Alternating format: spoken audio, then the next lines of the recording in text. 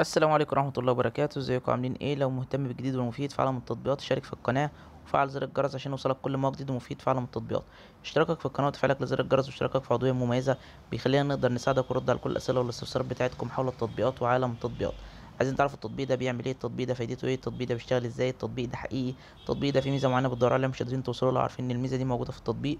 كل ده بنقدر نعرفه لكم من خلال فيديو شرح مفصل ومبسط للتطبيق، مميزاته وعيوبه وازاي بيشتغل وازاي بتشارك عليه وازاي بتلغي الاشتراك وكل حاجة عن التطبيق. طبعا ده بيتطلب مننا وقت وجهد، بالاضافه كمان ان احنا بنعرفكم التطبيقات الجديده اللي جوجل بلاي بتنزلها واللي بتسهل على الناس حياتها وتخلي الناس حياتها بشكل افضل وبشكل اسرع. النهارده ان شاء الله مع شرح تطبيق جديد هو اسمه مرض جلدي موديل ديرميتول. التطبيق ده مساحته 15 ميجا، محمله اكتر من 500 الف شخص. التطبيق ده فايدته زي اسمه، المرض الجلدي. التطبيق ده بيشتغل عن طريق الذكاء الاصطناعي.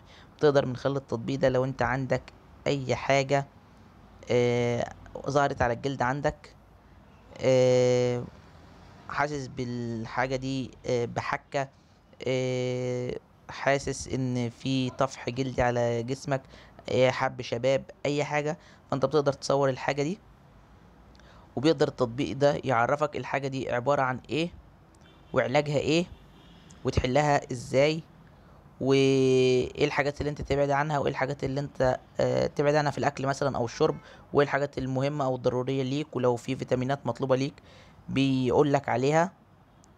طبعا هو التطبيق ده بيكون يعني مش بيغني عن الدكتور، هو كمساعدة مع الدكتور. يعني انت مش بتستخدم التطبيق ده وما تتعالجش او ما تروحش لطبيب، لا انت بتعالج وبتروح لطبيب وكل حاجة، بس التطبيق بيكون كمساعد اضافي معاك.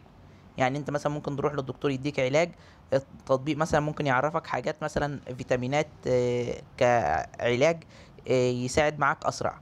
يعرفك اكل مثلا تبعد عنه، يساعد معاك اسرع. يعرفك اكل تاكله زياده، يساعد معاك اسرع. وهكذا حاجات زي كده كتيره. طبعا التطبيق ده بقى بيعرفك بقى اي حاجه عندك بقى، مرض جلدي بقى، طفح جلدي، اكزيما، بهاء، حب شباب، آه،